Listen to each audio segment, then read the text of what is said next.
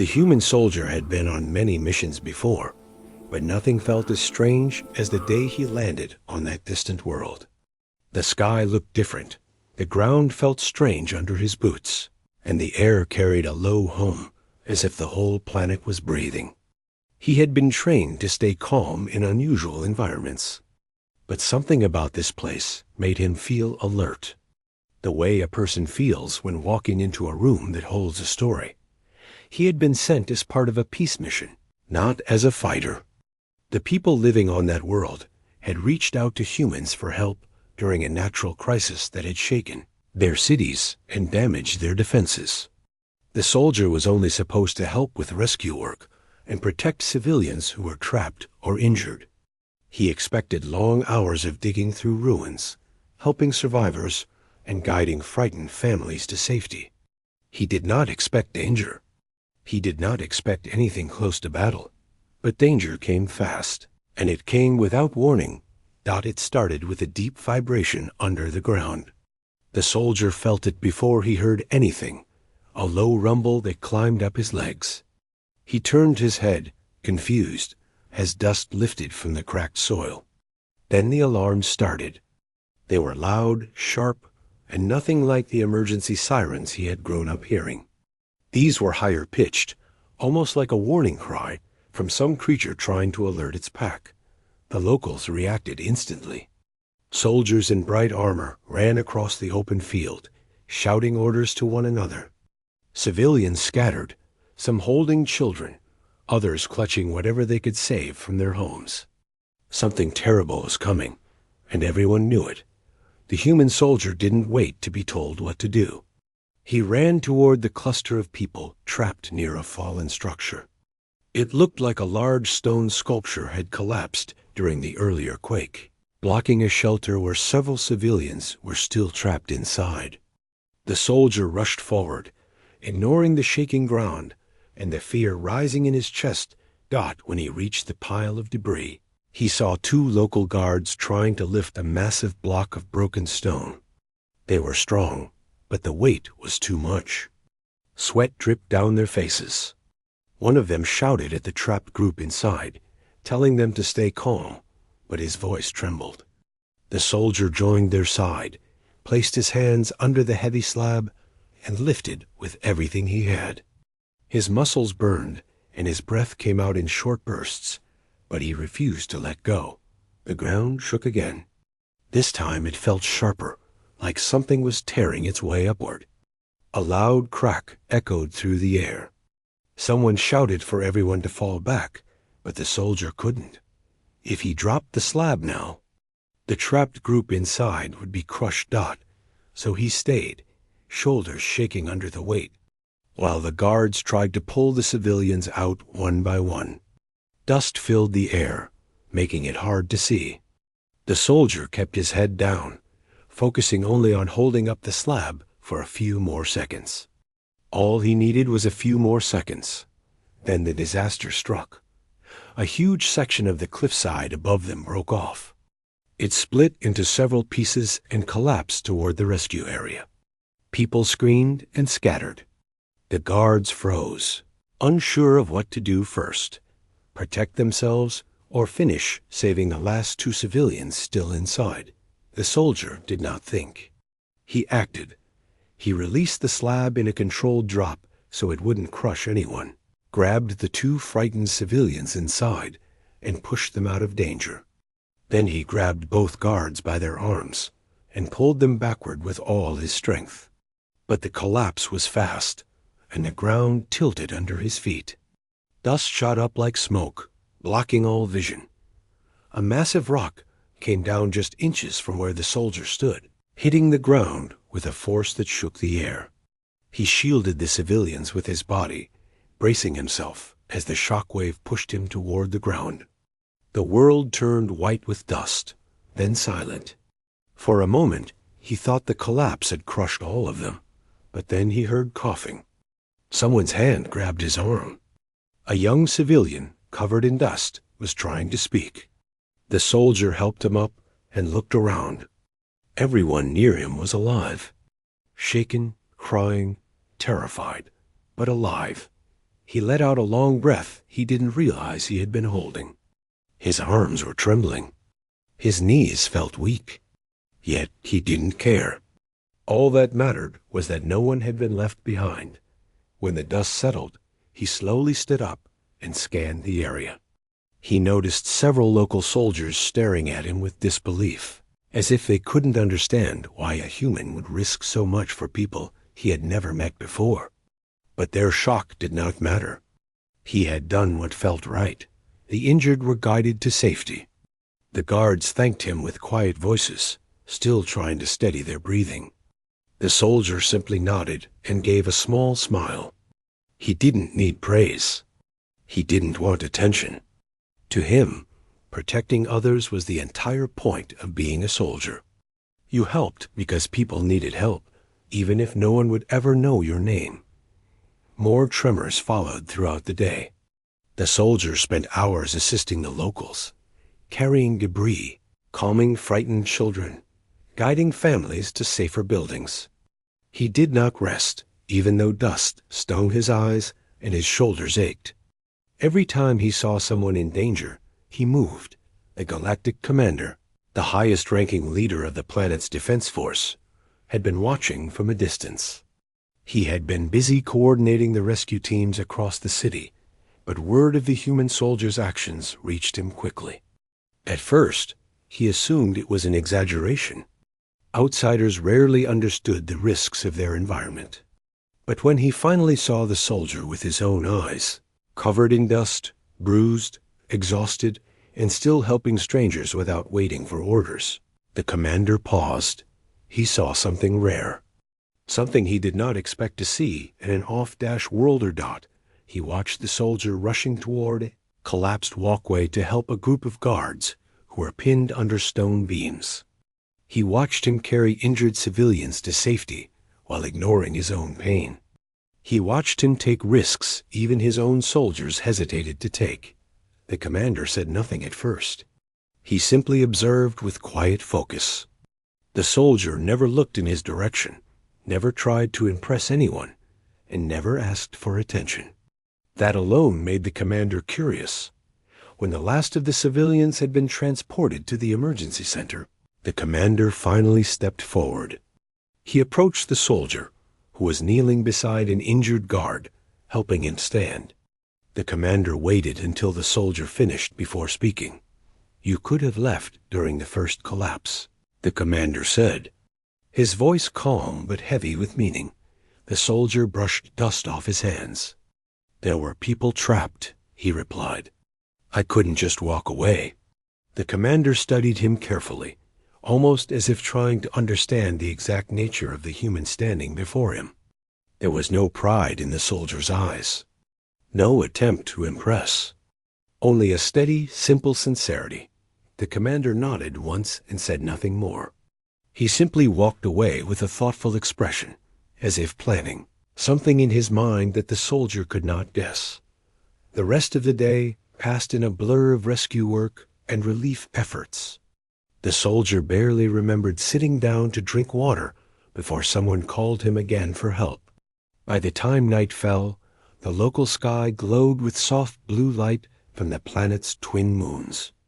The soldier stood alone for a moment, looking up, trying to process everything that had happened. He didn't know that somewhere nearby, the commander was preparing a decision that would change the soldier's future. A decision no human had ever received before. A decision involving a creature the soldier had never even heard of. A creature that would soon become the center of his life. The day after the collapse, the human soldier woke up with sore muscles, stiff shoulders, and dust still clinging to his uniform. He didn't complain. He never did. There were still people who needed help, and he wasn't the type to rest while others struggled. But before he could even leave the small tent where he had slept, one of the local guards arrived and told him that the commander wanted to see him. The soldier didn't understand why. He wasn't used to attention from high-ranking leaders. Usually, commanders only talked to him during briefings or emergencies. But this guard seemed nervous, almost as if he feared being late. So the soldier followed him without asking many questions.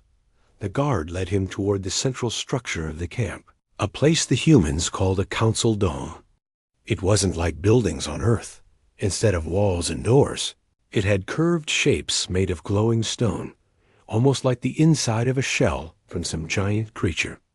The air was cooler inside, and the lights dimmed when they walked deeper, as if reacting to their presence.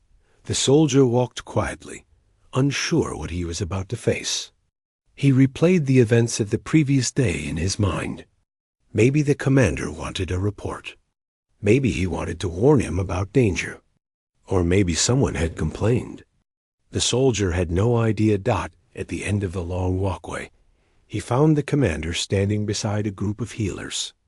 They were gathered around a large containment chamber made of transparent crystal. The soldier slowed down, confused. The air near the chamber felt colder, and there was a faint sound coming from inside, a low, weak breathing that almost sounded painful. The commander dismissed the guards and healers, then turned toward the soldier. "You came," the commander said, not as a question, but as a quiet acknowledgement. The soldier nodded. "I was told you needed to see me?" "Yes," the commander replied. "There is something you must understand." The soldier stepped closer, waiting. The commander raised his hand and motioned toward the chamber. The soldier followed his gesture and looked inside for the first time. What he saw made him freeze. Inside the chamber lay a creature unlike anything he had ever seen. It looked like a huge wolf, but different from any wolf on Earth. Its fur was silver, but dimmed with dirt and blood. Its body was covered in deep wounds, some wrapped in strange glowing bandages. It had long, strong limbs and a thick tail that lay motionless on the floor. Its ears were lowered, not from aggression, but from exhaustion. Its chest rose slowly with each breath, and every breath sounded like a struggle. Even injured, the creature looked powerful, as if it had once been a guardian of something important. The soldier stared, unsure how to react. He felt a strange pull inside him, a mix of awe and sadness. What happened to it?" he finally asked. The commander walked closer to the chamber, his voice calmer than usual. "This beast fought to protect our people during the first crisis. Without it, more lives would have been lost. It chased away threats that even our soldiers feared. It gave everything it had. And now?" the soldier asked quietly. "Now it is dying," the commander said. "Our healers have done all they can, but the beast refuses to respond. It does not eat. It does not drink. It accepts no help." The soldier frowned. "Why would it refuse help?" "Because it trusts no one," the commander replied. "Not anymore. It was abandoned once by those who claimed to protect it. It has suffered enough to lose faith in everyone." The soldier felt a heaviness in his chest. There was something deeply sad about a creature losing trust, especially after fighting so hard. The commander took a slow breath. "But there is something you do not know. During the collapse yesterday, when you saved those civilians and guards, this beast sensed everything. Even in its weak state, it reacted. It tried to rise. When you pulled the trapped group from the rubble, its heartbeat changed. And when you shielded them during the final collapse, it responded again." The soldier turned to him, confused. "Responded? To me?" "Yes," the commander said. "It has not responded to anyone else. Only you." The soldier couldn't believe that. "I never even saw it before today." "Some creatures do not need to see," the commander replied. "They feel. They sense spirit, intention, and the kind of heart a person carries. Yesterday, you showed something rare. You put strangers before yourself. You acted without expecting anything in return. That is what the beast recognized." The soldier didn't know what to say. He felt uncomfortable being praised. He never did anything for attention. "This beast," the commander continued, is more than just an animal. In our culture, it is a guardian, a symbol of loyalty and courage. When one of these beasts chooses someone, that bond cannot be forced. It must be earned. The soldier swallowed, unsure what the commander was trying to tell him. Why show it to me? I'm just here to help with the rescue work. The commander's eyes softened, something rare in a leader known for his strict discipline. Because it has chosen you. The soldier blinked. Chosen me? For what? The commander stepped closer and said, as its companion. The soldier felt his heart skip. He almost laughed out of disbelief, but the commander wasn't joking. I don't understand, the soldier said quietly. Why me? I'm not from this world. I don't know anything about your beasts or your customs. You know enough, the commander replied. You know how to protect. You know how to care. And you do not turn away from responsibility. The soldier looked again at the injured wolf-like creature. The idea that such a noble, powerful beast would choose him felt unreal. He wasn't special. He was just a soldier trying to do his job. The commander continued, this beast is dying because it has lost hope. But when you approached the chamber today, it lifted its head for the first time in days. Look. The soldier stepped closer, and sure enough, the beast's eyes were open. They were large, deep, and filled with pain, but also something else, curiosity. As the soldier approached, the beast's ears lifted slightly. Its breathing changed, not stronger, but more alert. It recognized him. For a moment, the world felt quiet, like the air was holding its breath. The commander lowered his voice. It will not survive long unless it forms a bond with someone it trusts. You may be the only one it accepts. The soldier felt a mix of fear and responsibility. What do you want me to do? Take care of it, the commander said. Stay by its side. Help it heal. Let it learn that not all beings abandon those who are weak. The soldier hesitated. He had cared for injured humans before, but this creature was something else entirely. It was huge, wounded, and from a world he barely understood. What if he couldn't help it? What if he made things worse? But when the beast slowly lifted its head and looked at him again, something inside him shifted. Its eyes were tired, scared, and searching for something familiar. The soldier recognized that look. He had seen it before in injured people who thought they were alone. He took a small breath and stepped closer to the chamber. Hey, he whispered softly, as if talking to a frightened child. I'm not here to hurt you. I just want to help. The beast blinked, its breathing uneven but focused. It shifted its paw slightly, a tiny movement, but enough to show that it understood something. The commander watched silently. Letting the connection form. The soldier took another step. I know you're scared. I know you're hurting. But I won't leave you. Not if you need me. The beast let out a low, weak sound. Not a growl. Not a cry. Something in between. A sound that said it was listening. The soldier felt a tightness in his throat. He gently placed his hand near the chamber wall. The beast slowly stretched its head forward until its nose touched the glass, exactly where the soldier's hand rested. A small spark of trust passed between them. The commander nodded quietly to himself. It has chosen you. The bond has begun. The soldier kept his hand there, not moving. I'll help it, he said. I don't know how yet, but I will. The commander placed a hand on his shoulder. Then the beast has a chance to live. The soldier stayed there for a long time, quietly watching the creature breathe, feeling the weight of the responsibility settling on him. He didn't feel scared anymore. He felt determined. He didn't know it yet, but this moment would mark the start of a bond stronger than anything he had ever known. A bond that would change both their lives.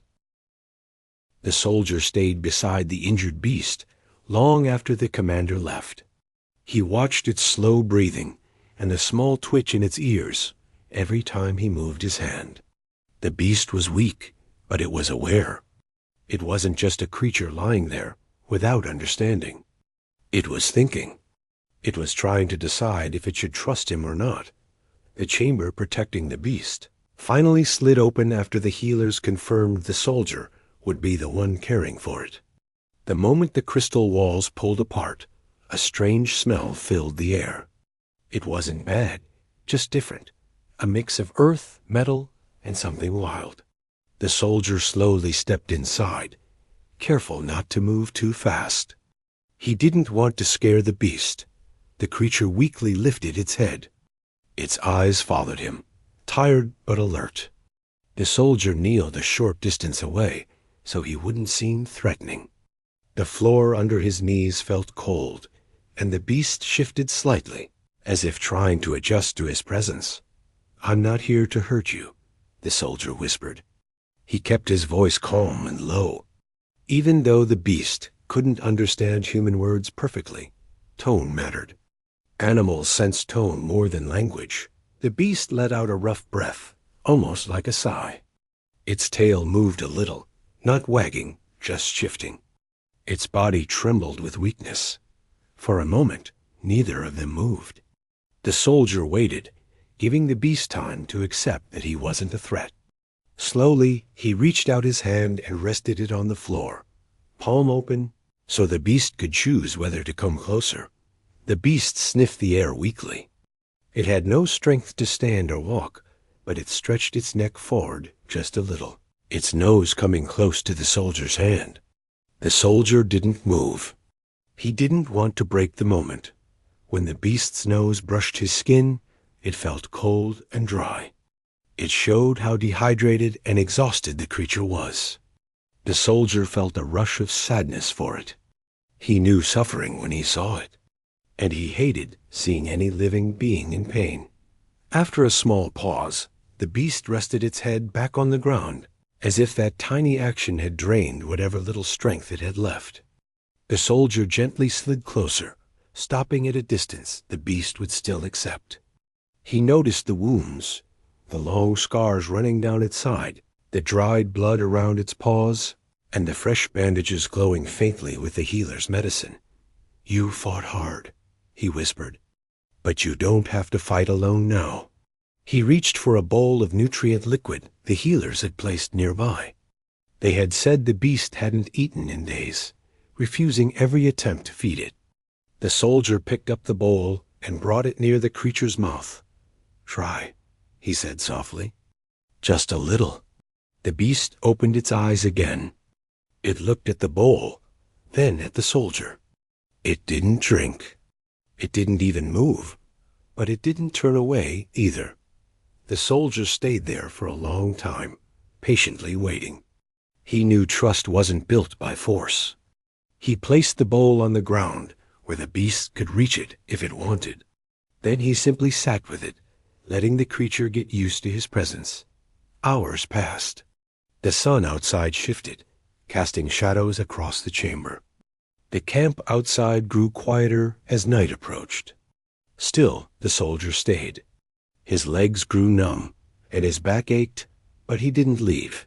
Finally, near evening, the beast made a small sound, almost like a whine. The soldier leaned closer, wondering what it needed. The creature sniffed the bowl again, then slowly stuck out its tongue and took a small sip. The soldier didn't move. He didn't smile or speak. He just watched quietly as the beast took another weak sip. Then another dot. It wasn't much, but it was something. It was hope. When the creature finished drinking, it looked at him again. This time, there was something in its eyes that wasn't there before. A tiny spark of trust. The soldier let out a slow breath. "Good," he whispered. "That's good." From that moment on, he stayed with the beast every day. He helped the healers clean its wounds, change its bandages, and check its breathing. The beast allowed him to touch it, something it didn't allow anyone else to do. Whenever a healer came too close, the beast's ears flicked back and its muscles tensed. But when the soldier was near, it relaxed. The healers noticed it immediately. One of them whispered, "It only trusts him." Another said, "The bond is real." Even the commander stood at a distance one afternoon, watching the soldier gently lift the beast's head to help it drink. The commander did not say anything, but his expression softened with quiet approval. Some days were harder than others. There were mornings when the beast didn't want to move. Its breathing would slow, and its eyes would dull. On those days, the soldier felt a knot in his stomach, afraid the creature might give up. He would sit beside it, talking to it in a gentle voice. "Stay with me," he would say. "You're not alone. I'm here." Sometimes the beast opened its eyes at those words. As though they were enough to pull it back. As the days passed, the beast began to trust him more. It allowed him to clean its fur with warm claws, and it leaned into his touch when he rubbed the back of its neck. The first time the beast rested its head on his lap, the soldier froze, surprised. He carefully placed his hand on its head and stroked its fur. The creature let out a soft, peaceful breath. That moment changed everything. The healers were amazed. One of them said softly, "This is the first time it has shown comfort since the attack." The soldier didn't respond. He didn't take praise for it. He simply continued caring for the creature, treating it with a patience most people didn't have. Every day, the beast grew a little stronger. It started eating more, drinking more, and lifting its head on its own. Its wounds began to close. The glow in its bandages dimmed because it didn't need as much healing energy anymore. Then came the first time it tried to stand. It happened in the early morning. The soldier had just entered the chamber with fresh water when he saw the beast shifting its paws. Its claws scraped lightly against the floor. The soldier stood still, watching. The beast took a breath, dug its paws into the ground, and pushed itself up. Its legs trembled violently. It struggled, nearly collapsing. The soldier instinctively stepped forward, ready to catch it, but he stopped himself. If the beast wanted to try, he couldn't take that moment away from it.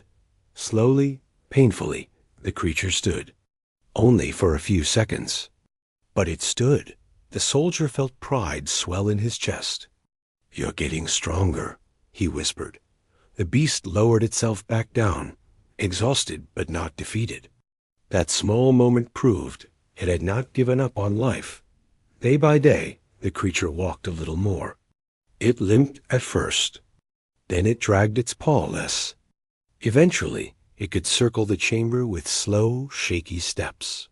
Whenever the soldier walked beside it, the beast leaned its large body against his leg for support, trusting him completely. At night, it no longer slept with its eyes half open in fear.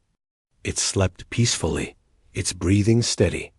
Knowing the soldier was nearby, everyone in the camp began to talk about them. The human soldier and the once hopeless beast, forming a bond stronger than anything they had seen. Some of the locals would stop outside the chamber just to witness the two together. They whispered that it was rare, almost unheard of, for a guardian beast to choose someone from another world. But the soldier didn't think about any of that. To him, the beast wasn't a symbol or a prize. It was a living being that needed care, trust, and time. And he was willing to give all of that. He didn't know yet how strong the bond would become. He didn't know what future awaited them. But he knew one thing. He wouldn't leave the beast's side. Not now. Not ever. Their journey was only beginning. The hall stayed completely still long after the last note faded. It was the kind of silence that wasn't empty at all. It was full, heavy, almost glowing from the feeling left behind by the performance. He sat there with his hands resting gently on the keys, breathing slowly, as if his mind was still inside the melody. He didn't look up at the crowd yet. He didn't want to rush that moment. Every time he played something from his memory, it felt like opening a part of himself he kept locked for years. And this time, because he had played it without fear, It felt even more powerful. Then a soft sound cut through the silence. A single clap. Then another. The next moment, applause spread through the hall like a wave crashing forward. People stood up, cheering, some not even understanding why they felt so emotional. Only knowing that something inside them had moved, he finally raised his head. The director, who earlier had doubted him and tried to rush him off stage, stood frozen. His arms hung loosely at his sides, and his mouth was slightly open, like he was trying to speak but couldn't find any words. He looked at the boy the way someone looks at a sky they didn't know existed. Even the staff who had been laughing before were now staring in shock. One woman held her hand over her mouth. Another wiped her eyes quickly, pretending it was dust. He stood up from the piano slowly, almost shyly, as if he wasn't sure what to do. He wasn't used to people looking at him with respect, or awe, or anything positive, really. When the applause finally died down, the director walked toward him, still trying to shape a sentence. That wasn't just playing," he said, voice shaking slightly. "Where did you learn something like that?" The boy took a small breath. "I didn't learn it from anyone," he said. "I remember sounds. I remember patterns. I just understand them." The director blinked hard, as if he hadn't expected that answer. "You mean you played all of that without reading notes?" He nodded once. Gasps filled the hall again. The audience whispered among themselves, confused but amazed. Some even moved closer, wanting to see him more clearly, like he was some kind of discovery none of them had expected tonight. The director rubbed his forehead, pacing a tiny circle. "This isn't normal," he muttered. "This is something else." He looked up again, now with a different kind of seriousness. "Do you know what you just did?" The boy thought for a moment. "I played," he said simply. The director exhaled in disbelief. "You didn't just play. You explained something. Through music. Something that felt bigger than this place." His eyes narrowed slightly as he tried to make sense of it. It was almost like a message. The boy didn't respond at first. He wasn't sure if people were ready to hear the truth. But he also knew he couldn't hide it forever. "I didn't create that melody," he finally said softly. "I heard it." The director frowned. "From where?" He hesitated. "Not from here." The director froze. "What do you mean, not from here?" The boy looked at the keys, tracing one gently with his finger. "Sometimes I hear signals. They're not sounds like ordinary music. They're more like instructions or memories. I just turn them into music so they make sense to me." People leaned in. A hush swept the hall again. The director asked quietly, "Who are these signals from?" "I don't know," the boy said honestly. "But they feel old. Not dangerous, just different." He looked around the room slowly. "Today I heard something new, and it felt like it wanted to be played." A man in the audience stepped forward. "Are you saying you're receiving some kind of message from somewhere else?" The boy didn't flinch. "Yes." Soft murmurs spread again. Some looked scared. Some looked amazed. Some looked like they wanted to ask 100 questions, but didn't know where to start. The director took a slow step closer. "Why did you never tell anyone?" "Because they wouldn't believe me," the boy said. "Most people think it's just a trick, or they think I'm making it up. So I usually keep quiet." The director shook his head slowly. This changes everything." Another voice rose from the back. A calm one. "Play one more," it said. Everyone turned dot. It was an older man in a dark coat, someone who hadn't spoken the entire evening. He wasn't clapping earlier. He wasn't shocked. He was observing. His expression was focused, almost sharp, like someone analyzing every second that had passed. The director frowned. Sir, with respect, I want to hear another one, the man repeated, not even raising his voice. Something he hasn't played before. The boy felt a strange tension in the air. This man didn't feel like someone who came to enjoy music.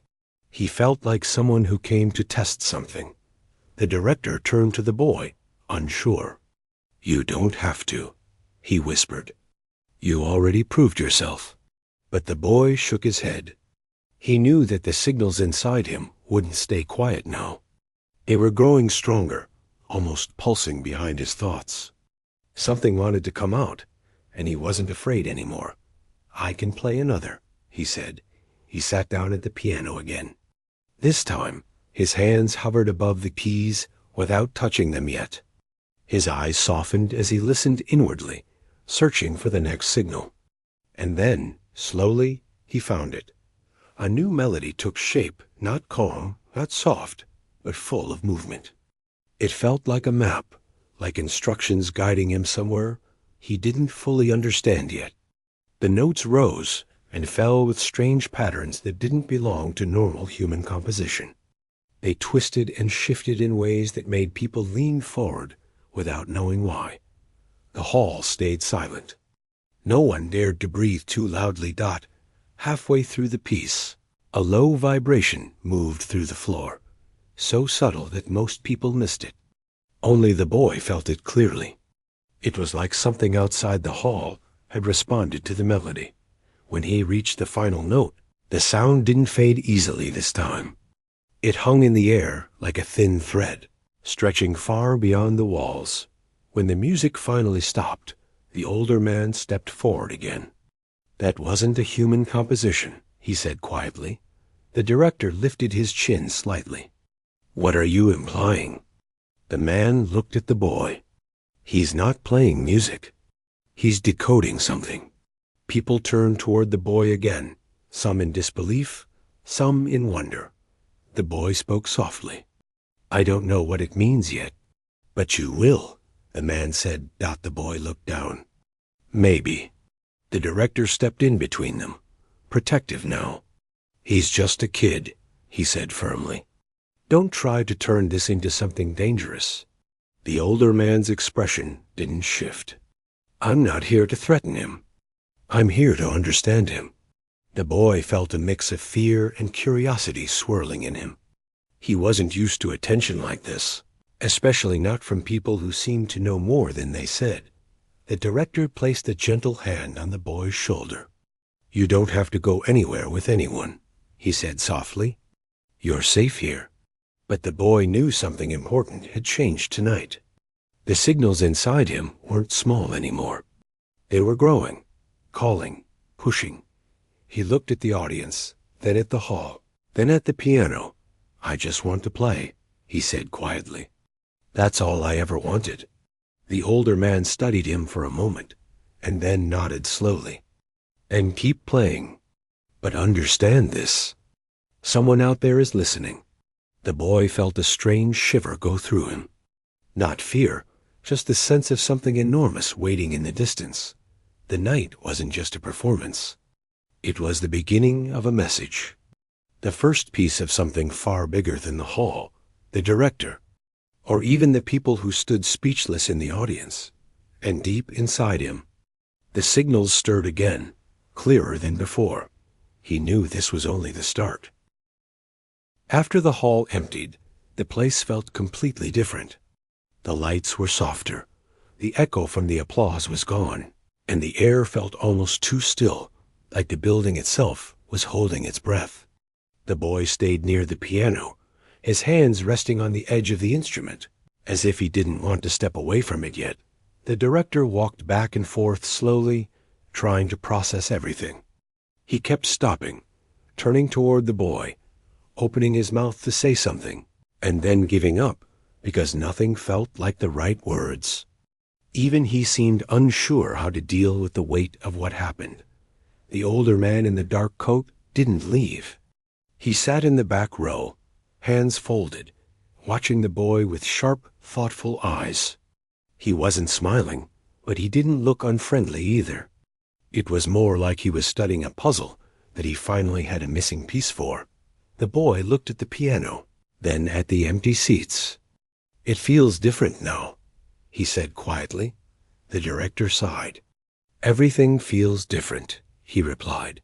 "You didn't just play music tonight. You opened something." The boy didn't know how to respond. He only knew one thing. The signals inside him were louder than ever.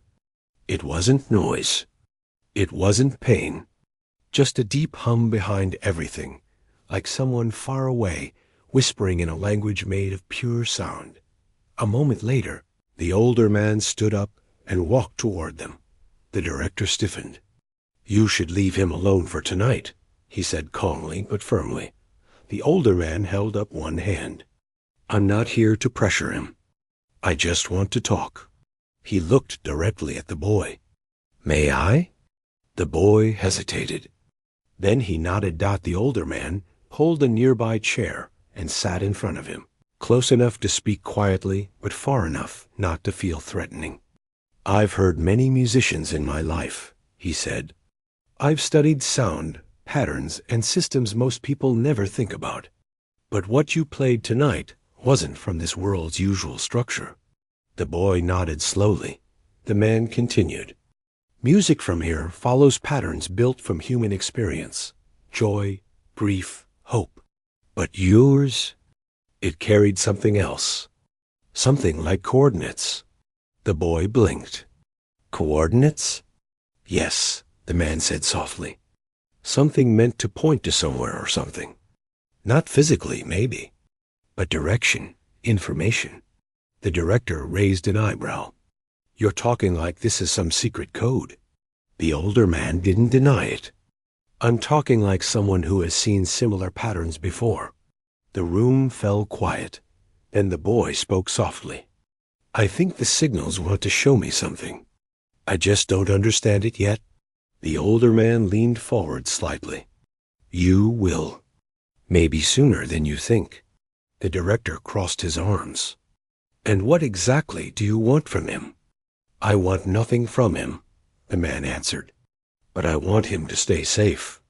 Because the moment something unusual appears in this world, someone will try to control it." A chill ran through the room. The boy looked down at his hands. "I didn't ask for any of this," he whispered.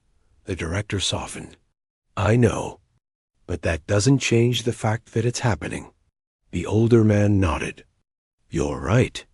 He didn't choose this. But he must decide what to do with it now." The boy took a deep breath.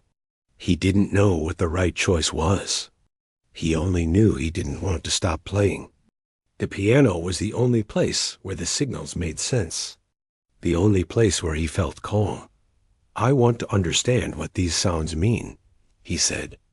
"I want to know why they're coming to me." The older man's eyes glimmered with something like respect. "Then you'll need training. Not in playing music. That part you already understand better than anyone. But in listening. Really listening." The director frowned. "Listening to what?" The man looked at both of them. "The source." The boy's heart skipped a beat. "You know where it comes from?" "I know where similar signals came from years ago," the man said. "But yours are stronger, clearer, which means something is waking up." The director stepped in front of the boy slightly, protective again. "Enough. You're making this sound like a story from a movie." The man didn't argue. "Believe what you want. But I'm telling you what I know." The air felt even heavier now, like the room was slowly filling with secrets it wasn't big enough to hold. The boy stood up and walked toward the piano. He touched the keys lightly, almost asking them for guidance. Something inside him pulsed again, a soft vibration along his spine, and he closed his eyes. The director walked toward him. "Are you all right?" The boy nodded but didn't speak. The signals grew louder, as if reacting to the conversation. They weren't words. They were shapes, patterns, pieces of something he hadn't connected yet. When he opened his eyes, he whispered, "I can hear something new." The director tensed. "Right now?" He nodded. It's faint, but it's there. The older man stood up quickly. Describe it. The boy frowned, trying to put a feeling into words. It's like a door opening. Far away, slowly, and something on the other side is waiting. The director placed a hand on the boy's arm. Waiting for what? I don't know, the boy said. But it's expecting something from me. The older man took a step forward. Play it. The director turned sharply. No, he's exhausted. But the boy shook his head. I can play. He sat down again. It's easier to understand when I play. The director knelt beside him. If you feel overwhelmed, stop. He nodded. His fingers hovered over the keys. He breathed slowly, listening to the faint signal inside him. And then he began to play. The first note was soft, almost too quiet to hear. The second stretched longer. The third felt like a question hanging in the air. The melody grew, but unlike the earlier pieces, this one wasn't smooth. It stumbled, shifted, twisted like it was searching. Everyone in the room leaned in. The boy kept going, following the strange path the signal gave him. Some notes clashed sharply. Others floated gently, forming shapes that didn't follow any musical rule, but still felt oddly right. Halfway through, the lights in the hall flickered. The boy froze. The director looked around. What was that? The older man whispered. It reacted. The boy stared at his hands. Something heard me. The man nodded. Yes, something did. The boy felt a slight tremor inside him. Not fear, but recognition. Like a distant echo answering back. The director rubbed his face. This is too much for one night. He needs rest. The older man nodded reluctantly. He does. But whatever this is, it's not stopping now. The boy stood slowly, a little shaky. Are you saying it's going to get louder? Yes, the man said softly. And clearer. You're not just a player. You're a receiver. And something on the other side has realized that you're finally listening. The boy felt an overwhelming swirl of emotions, curiosity, confusion, and a quiet spark of excitement that he didn't fully understand. He didn't want to admit it aloud, but a part of him wanted to know what was reaching out to him, what it wanted, why it chose him. The director placed a gentle hand on his shoulder. Whatever happens, you're not going through this alone. The boy nodded slowly. The older man took a step toward the door. I'll return tomorrow, he said. There's more we need to discuss. But for now, let him rest. He left quietly, the sound of the door echoing through the hall. The boy stood there in the dim light, listening inwardly. The signal was still faint, but steady. Like a faint heartbeat coming from the other side of the world, or maybe not from this world at all. He whispered, almost to himself. What are you trying to tell me? The hall didn't answer, but the signal inside him pulsed gently, as if promising that everything would soon make sense. The night ended, but something much larger had just begun.